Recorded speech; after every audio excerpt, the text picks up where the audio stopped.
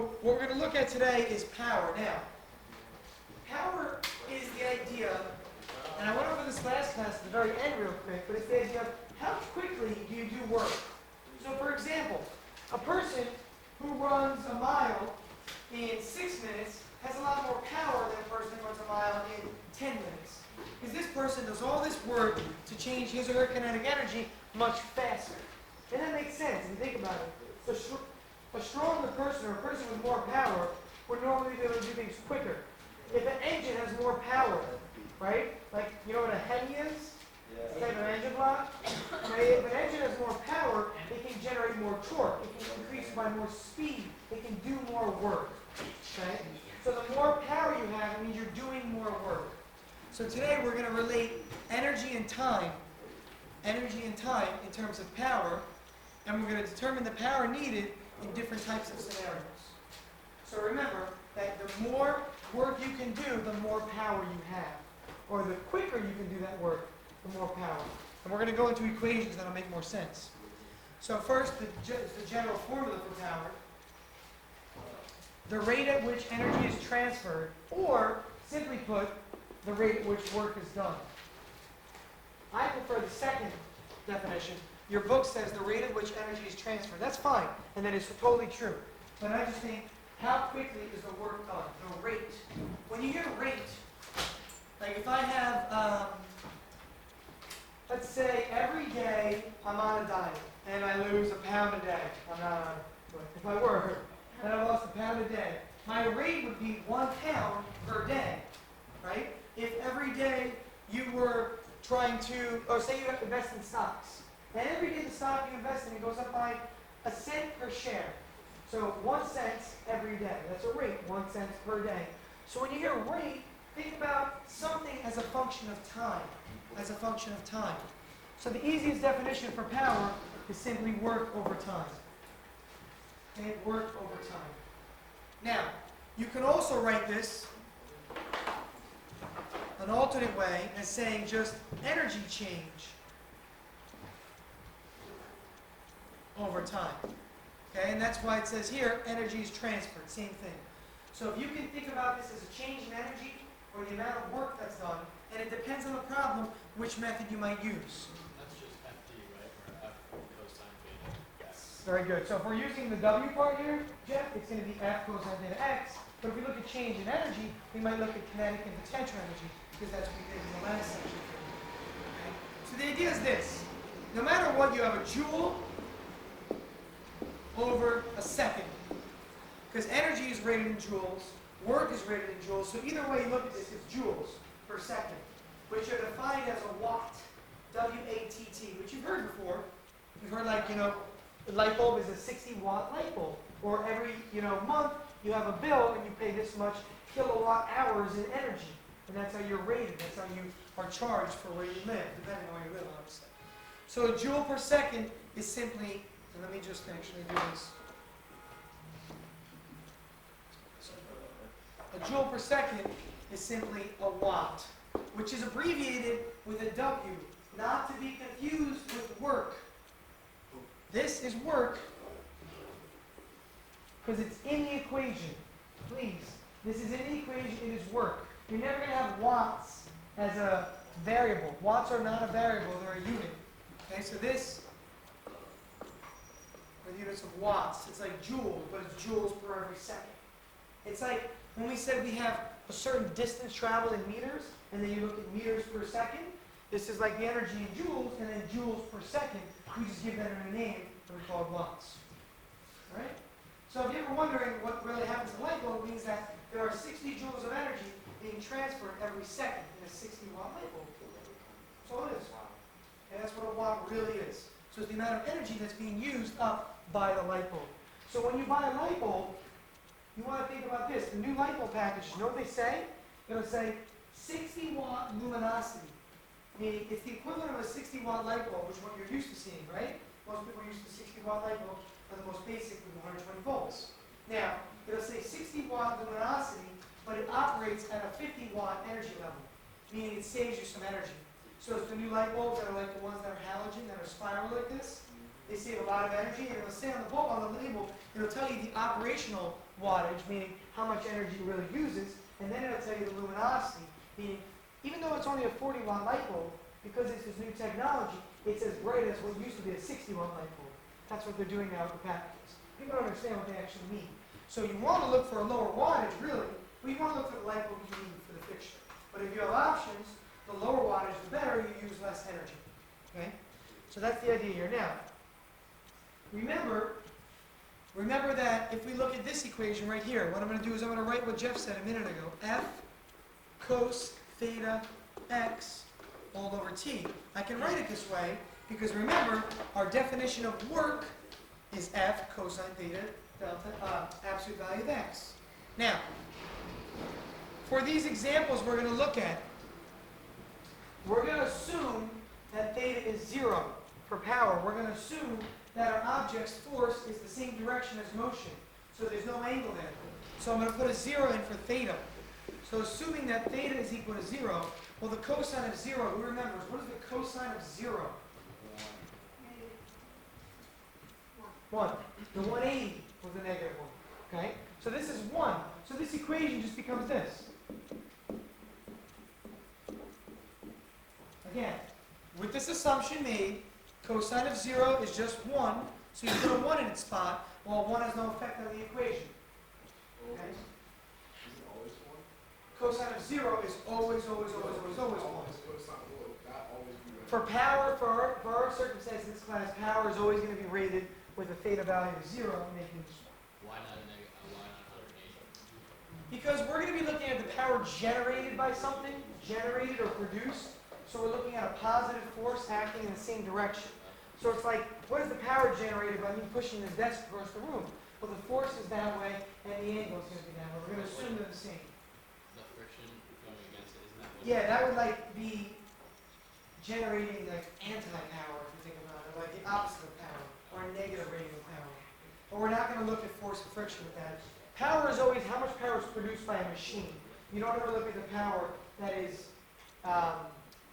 is produced, I don't want to use the same word, but produced by friction.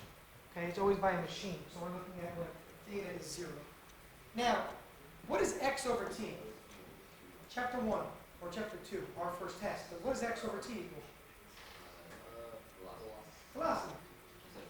I heard veloc. So this is just F times V. Okay? F times V. Wait. Oh, yeah. Right? Okay. Because this part here is really velocity. Okay? Yeah, so I'm just rewriting it. So another way we can write the power equation is power equals F times V. So we have, again, just to summarize, from the beginning we said power equals work over time, or we could say energy over time, and now our next equation is going to say power equals force times velocity. So these are the two equations we're going to really use from power. Okay, the second one really comes from the first one, though. So we resolve this to F cosine x, resolve cosine theta to be 1, F times x over t. Well, x over t is really velocity, even though I know there is absolute value there. Okay? So we can think of that as speed if we wanted to. Any questions? So these are the two formulas we're going to use. We're going to get into examples now. Go pick it up. This idea means that a machine with more power either has one or two things. Either the machine has more work done, or it does more work, or to get more power, it can have a lower time period. And think about that logically. If you divide by 2, and then divide by 4, or divide by 8, your number's getting smaller and smaller. But if your time period can go down, your power rating will go up. We're going to see that in an example here. So the whole clue is, or the whole theory is that you can get more power by doing more work, or by doing the work quicker. Again, you can have more power by doing more work, or by doing the same amount of work, but doing it quicker. Okay, one of those two options. That's what we're going to look at today. Let's look at our first example. 2 horses pull a cart. So it's like a carriage, right? A horse and buggy carriage, we have 2 of them. So they pull on a cart. Each exerts a force of 250 newtons at a speed of 2 meters per second for 10 minutes. Those 250 newtons each. Per horse, yep, So 300 or 500. together. And then So again, right away, draw like what Jeff is saying. This is what you want to be thinking. Okay? Think about what Jeff is saying there. 2 horses being pulled at 250. Now, you're told that they pulled them at a speed of 2 meters per second. Okay? Now, for power, I can just say velocity equals 2 meters per second. The reason I can do that is because I know that if these horses are pulling it this way, and it's moving this way clearly, okay, it's at a speed of 2 meters per second, we know that the velocity and the speed are the same. Doesn't matter because they're both going in the same direction. Okay, so I'm going to write it for the sake of this as v equals 2 meters per second. Is that vi? Is that vf? It doesn't matter. It's a constant velocity. So if you want to be really specific, you can put this little bar over it like we did in class, which means constant. Okay, you can put the little bar over v, meaning that v is constant. It is not changing. And what is the time period? The time period is 10 minutes. But remember, watts are in joules per second, so I should have this in seconds, right? So what is 10 minutes in seconds? 600 seconds. So those are my givens. And again, sorry, my force, my overall force is 500 newtons to the right. So given those 3 things, calculate A, the power delivered, B, how much work is done by the 2 horses. And I recommend you do it in that order. Okay? We would really want to do that in that order because if you try to find the work done first, you have to do F cosine theta times X, but you don't know X in this problem. You don't know X. So if you do the first part first, A, it might help you with part B. First, what are those 2 things? 250. Yeah, it's the horses. The screen is messed up, so it kind of is messing And up. also, what is horsepower? Is that power? Horsepower, yeah, is a rating, and I'm going to actually talk about that next class. I'm going to bring an example of which cars and how they actually work with horsepower. But horsepower is, again, just a rating, same thing. So you can say, like, if a car is 1 horsepower, it's the equivalent of the power of 1 horse, believe it or not. There was actually a value that they gave horses. So, like, a car that has 60 horsepower is the equivalent of 60 horses running together. That's what's really happening. Now, obviously, horses are different sizes, so it changes, but they have a universal amount of power that a horse generates. And that's what it was rated as. A lot of things were done that way, by the way. They used ratings that they saw around themselves and then converted it into. Sure. B, can you say work is equal to P times A? Yep, very good. That's exactly what it was. I would use the other equation that you had, and then solving, that's what you get. So for part A, before we go any further, part A. Step us through? Can you look at me? You want to step us through, or do you want Well, to? I have a question about it. Is this right? Is X equals? Well, you're not looking for X. Oh, You're not. Remember, look, you're looking for the power delivered by the horses. That's P. So remember, power either equals one of 2 things. Power equals this, or power equals this. Which of these will you choose for part A? The first one over here, or the second one over here? Second one, because you don't know the work. Again, You don't even need to plug in the So- velocity? so yeah, what we need to think about is this. Over here, we're going to use the velocity. Think about it. We know that we have a force, 2 horses. You mean the X now? Yeah, you don't need that. Oh no, in part B. You have the force, you have the velocity, multiply them. What's the power generated? What, for the number 1,000? 1,000, good. What are my units? Watts. Watts. It's not work, but it's watts. 15,000. Okay. Let's take a look at part B. Part B says the following. And listen carefully. It says, find the work done. Well, you could start by trying to do F cosine theta x, but you don't have x. So instead, use this formula right here. Not that one, though. P times T equals W. Use this formula. P equals W over T at first. And then, Max, P times T equals W. yeah, solve for W. Because it says how much work is done, and you're given the time right here. That can go in for T. You know the power from part A. So you know T from given, 600 seconds. You know the power from your answer from part A, plug that in there. You can solve for the W, or the work. Wait, what's the units? Oh, the units of watts. But the first one you used. Molly? Molly? It's 600 What are the units? Joule. Very good. Here's how you can tell, Max. The units of power are watts, but a watt is really a joule per second from the beginning. This is really a second because it's times, right? Cancel, cancel, you're left with joules. That remembers or that reminds you that your units of work are joules, and you get 600,000. 600,000 joules. Okay? Again, it's just simply 600 times 1,000, 600,000. The power problems in this chapter, the ones out of the textbook are a little bit tricky. So I'm going to make sure I go over some that are a little bit tricky also. I don't expect, though, on the test to make this a tough one.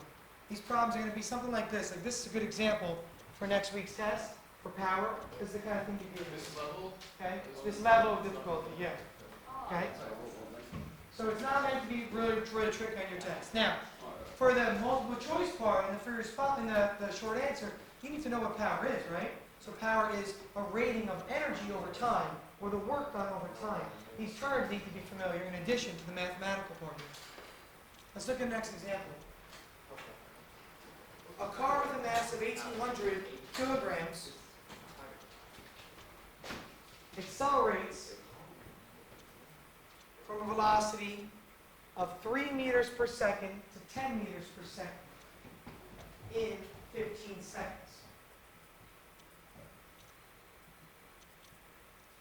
If there's also a resistive force, resistive meaning stopping motion, that is a constant 300 newtons that needs to be combated, meaning overcome, combated, then what is the average power delivered by the car's engine? So what you're doing here, really, you're thinking about a car that's accelerating clearly, it's getting faster, and it's overcoming frictional forces. This is a very real-life example. You can figure out how much power the car delivers. Now, it looks tough, and it really does, I'm not going to lie, it looks tough right away, simply because there's so much going on. So let's list what we know. I can list. Mass is 1,800 kilograms. Go ahead. The initial velocity is 2 meters per second. The final velocity is 10 meters per second. Time is 15 seconds. And then the force, it's 300, right? Yep. Good. That's everything we know, right? Is there anything else on there? No. Well, it needs to, I guess, it's reading it. Okay. It needs to be like against the 300 meters. Well, it's propelling it forward still. It's still propelling it forward, so it's still updated at 0. So it's still going to be positive, yeah. It's overcoming that value. All right, now, for this kind of a problem, a lot of people get confused as to, all right, what do I do here? What do I actually do? And that's what I'm going to explain right now. So on the side, I'm going to explain what we should be doing. First, power is work over time. Power is work over time. From section 5.1, this is why this test coming up has to do a lot with the stuff we did. 5.1 was in the last test, but it comes up here now. Okay, from section 5.1, we remember the work kinetic energy theorem, which tells us if we want to figure out the work done, we can find the change in kinetic energy. Again, remember from chapter or section 5.1, W equals delta KE. And we said that the work done is KE final minus KE initial. Okay, that was from the first section of chapter 5. We're going to use that here because look, you see that there's an increase in velocity? If you want to find the work done, just think about what was the energy here, what was the energy here, see what the delta change is, or the change in kinetic energy is, because the object's clearly moving. Now, in addition, here's the tricky part. So the work done is going to be the change in kinetic energy. So this is the energy needed to accelerate the object. Now, the other thing we need to think about, 7 meters per second. The other thing we need to think about is this. The object is overcoming a resistive force of 300 newtons, the friction between the gears in the car. So the car itself has friction that's inside of it, right? When you think about it. Think about how a piston works in a car, or the gear train works. The gear train is rotated by the actual engine. So there's some sort of friction. There's heat that's built up in there. So it's going to lose energy to friction. Well, this is what that's talking about here. Now, here's the tricky part. This is a force, and to find out the work done by a force, remember, the work done by a force is F cosine theta delta F, or absolute value of x. So for this problem, we need to know how far does this car travel, right? Don't we need x to figure out what this is? Yes. So really what we have is this. And I'm just going to put fx there at the end, because the cosine theta is still going to be 0 for these problems, because the engine is still propelling it forward, okay? So we know that there's a change in kinetic energy that is going to have some value on the problem, and the overcoming of the friction. These two things together is what the car's engine is combating. It's making the person or the object go faster, F delta KE, and it's going against friction. It's combating the friction with the F times the X. Okay, now, we know the time, we just put that all over T. So this problem is actually quite simple, except for the fact that we need X. Everything else we know, 1/2 mv squared. Well, it's right here, 1/2 mvf squared, 1/2 mvi squared. We have the force here, we have the time here. We need to know what X is. We need to know what X is. Do you have a suggestion or a question? Suggestion. Okay. Can you do velocity equals x over t, or is it not Close. complicated It's a little more complicated than that. It's got to be because, look, that only works with constant velocity, right, Molly? Constant velocity, you could say v equals x over t. Absolutely. enough? Oh, so you wanted the ones. One of the kinematics of acceleration. Oh. Think back to chapter 2, kinematic equations. Which of the three of them will you choose here? Look at your test if you want to look at your formula sheet so you can pick. If there were three kinematic equations that had acceleration in them, which of those three might we choose to get x by itself? Or to get a value for x? Molly, go ahead, keep going. X equals VIT plus 1/2 AT squared. Good. Now, before I go any further though, before I go further, VI I know, T I know, but I don't know A now. See that? But we can figure out A. What is the definition of acceleration?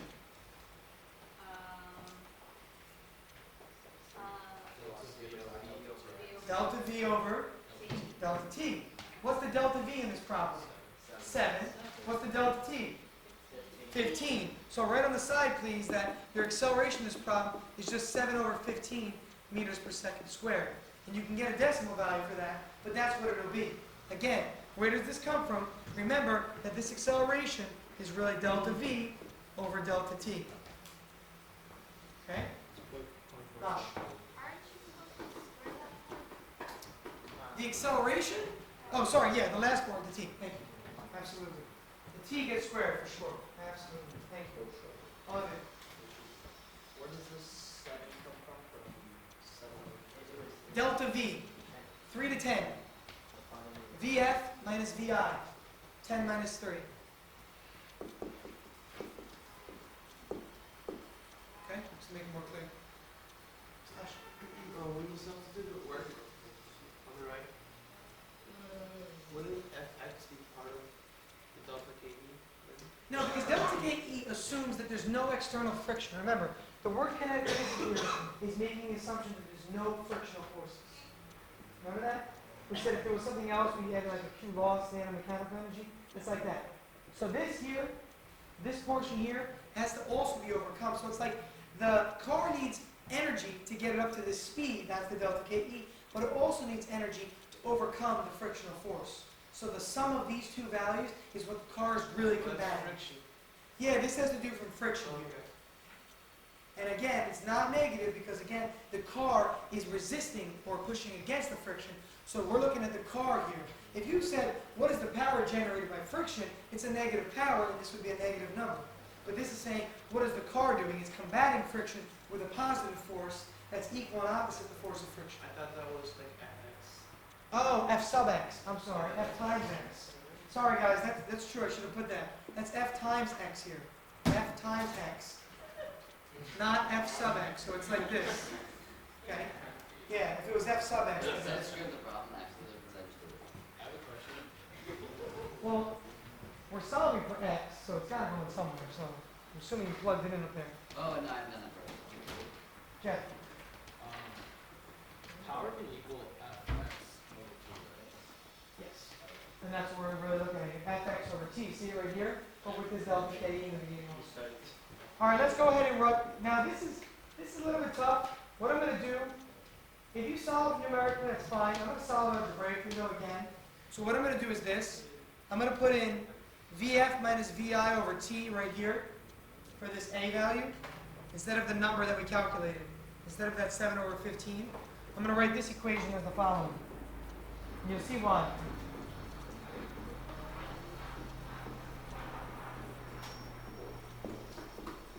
Remember, the definition of acceleration is the change in velocity over the time period.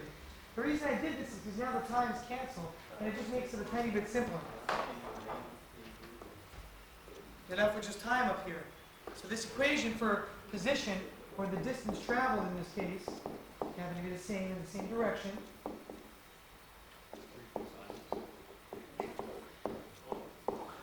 Okay?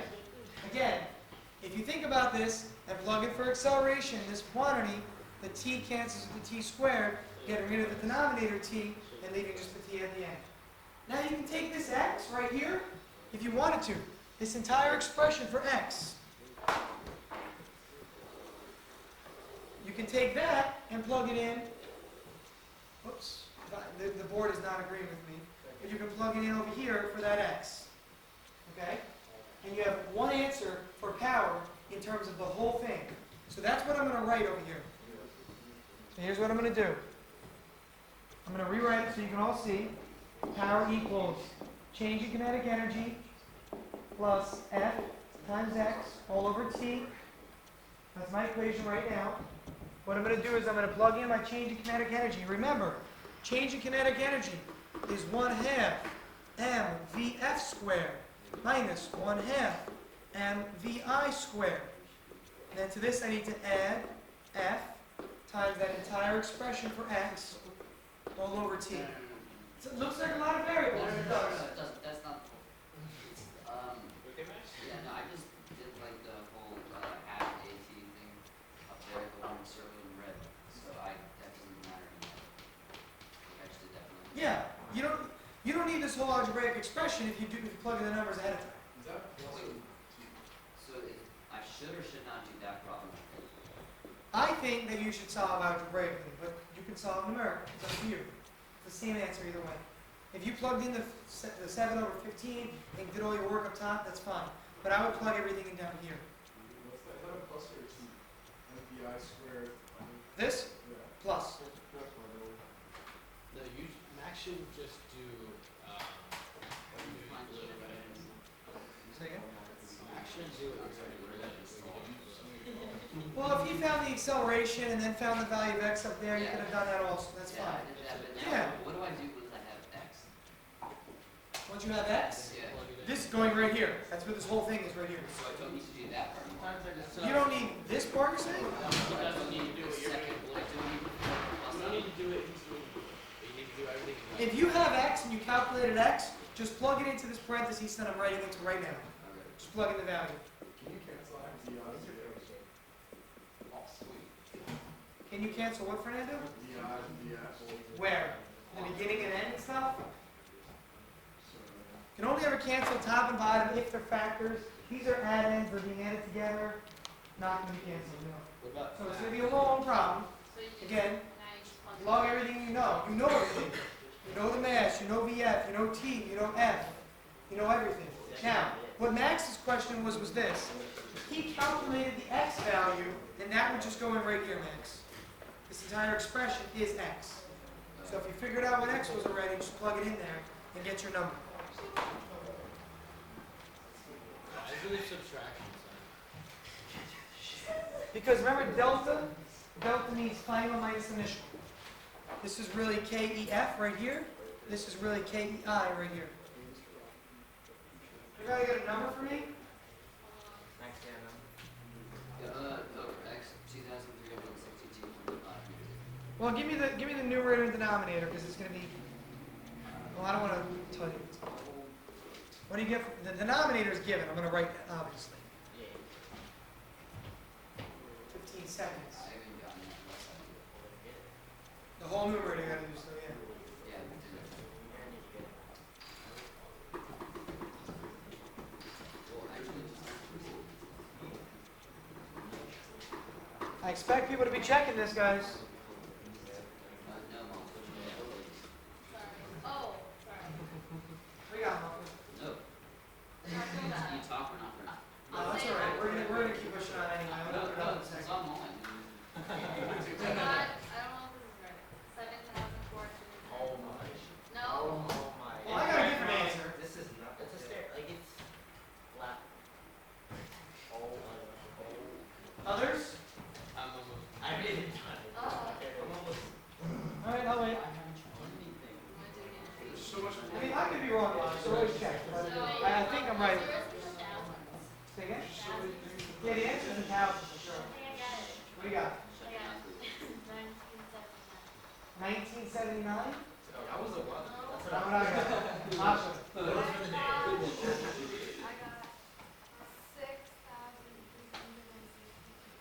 Close. Closest, but that's not what I got either. Alright, Did you now, round nobody all the way? say, nobody say anything. Maybe that's why. That might be why, Mosh, you rounded. I know that. Stupid. If you plug into this last line, that's the answer I have, so it might be a little bit off.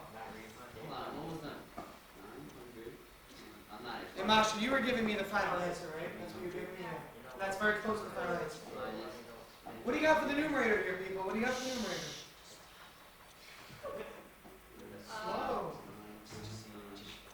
Alright, 900 times 1 It's plus a lot of work. Sure. 90,000. That's not my final answer.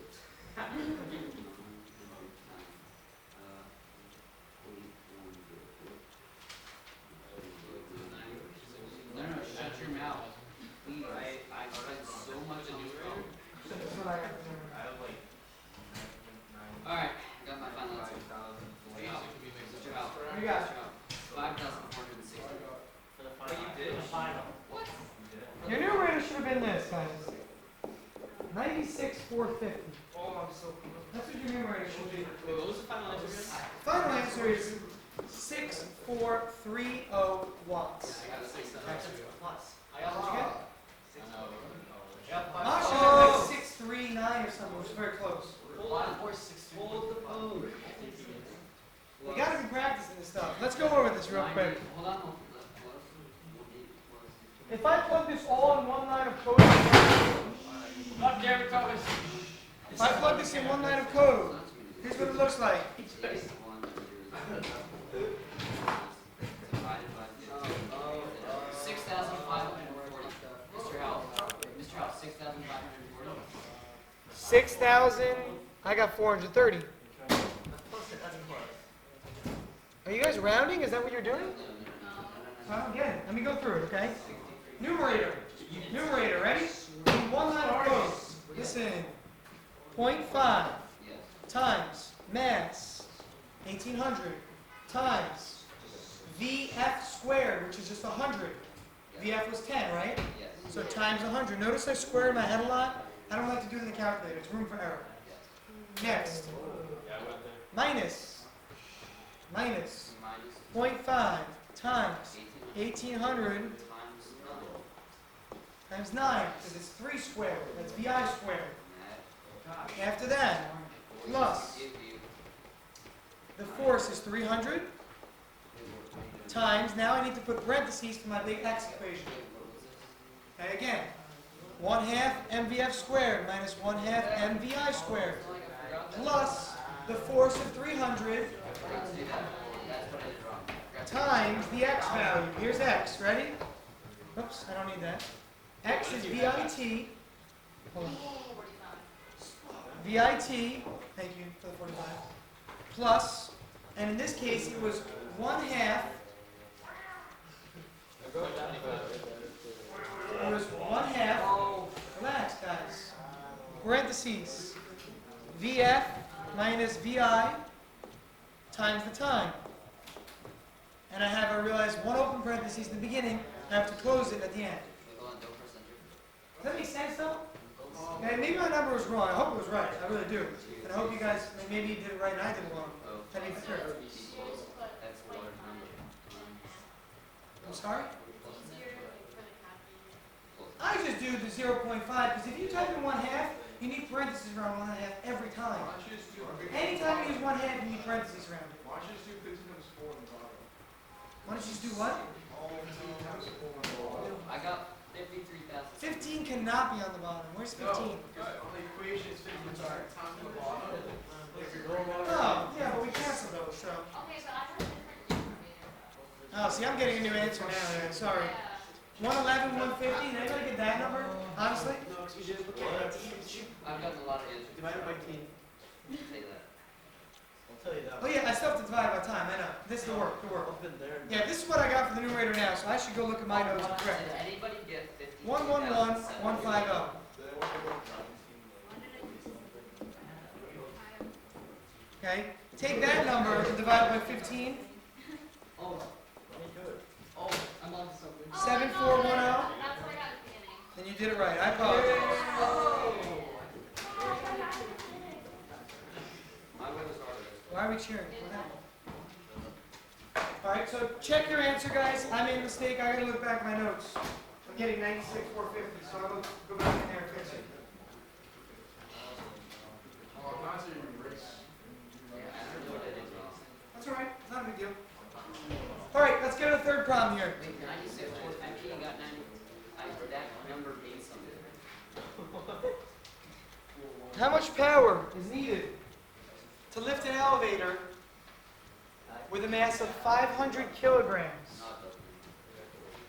If it travels at a constant rate We're done. over a vertical distance, I know, we're gonna go to the next period, guys. We're gonna take a break, but we're done this time. If it travels at a constant rate over a vertical distance of 100 meters in 15 seconds. I get 10 seconds for that. Everyone thought.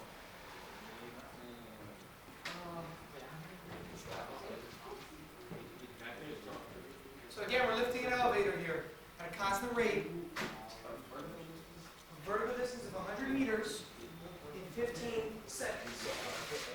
So it's negative 100. It's being lifted up. Oh. Lifted.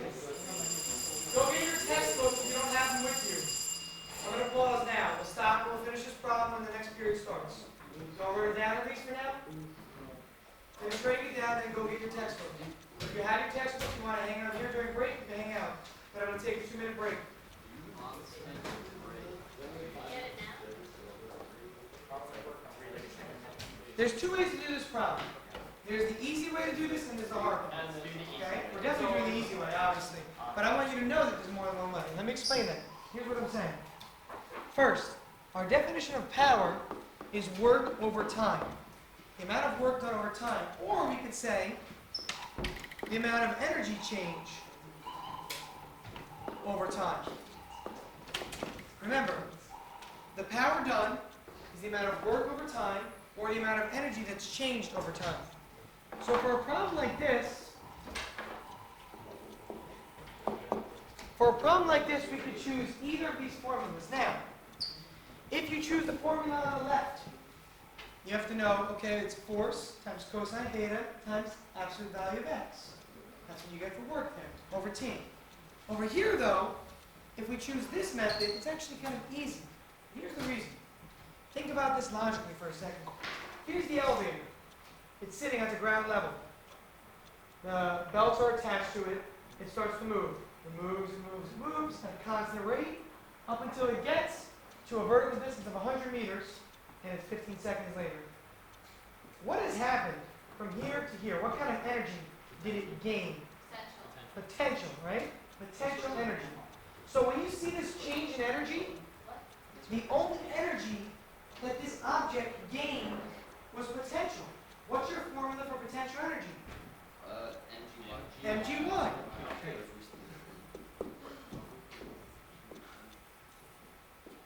Now, remember that you can say yi and yf, But if the elevator starts here and it goes up 100 meters, y is just 100.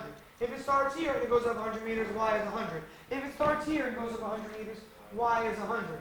Doesn't matter where it starts. All we know is that it moved the vertical distance of 100 meters. So y is 100 meters in this problem. We don't need to know what yf and yi are. All you know is that the difference between the initial and the final is 100. Whether it's here, down here, over here, it really doesn't matter.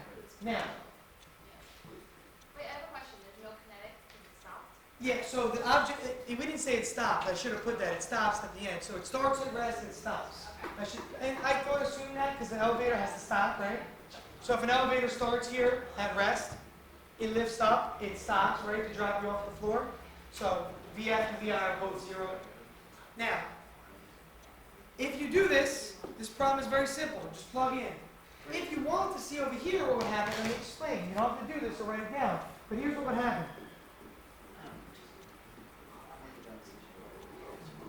Now, this F in this problem that it's counteracting is the weight of the elevator.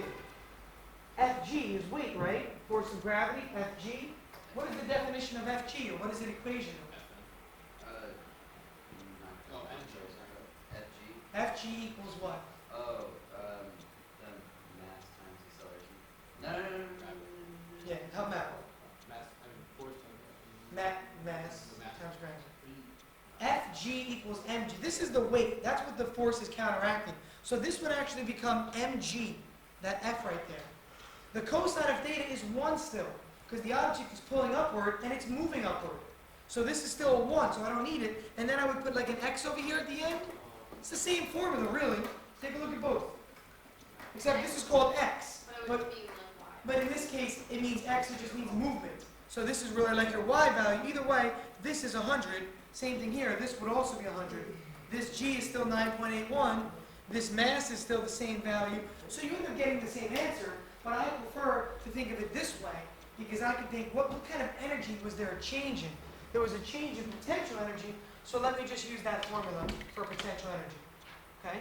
And this is really important because if the object were still moving at the top, then there would be some change in kinetic energy, so you'd have to do mgy plus 1/2 mvf squared to show the change in kinetic also.